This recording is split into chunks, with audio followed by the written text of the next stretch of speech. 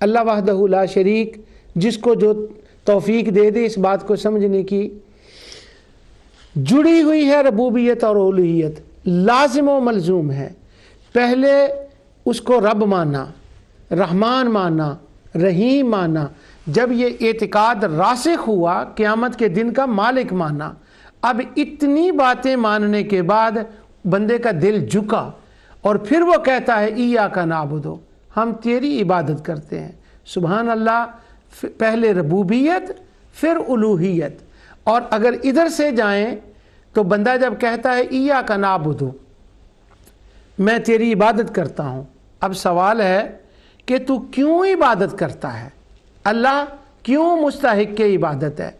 तो मैंने पहले प्रोग्राम में इब्न मंजूर अफरीकी का और वो दूसरे मुहद्दिसीन की इबारतें आपके सामने पढ़ी। उन्होंने कहा कि रब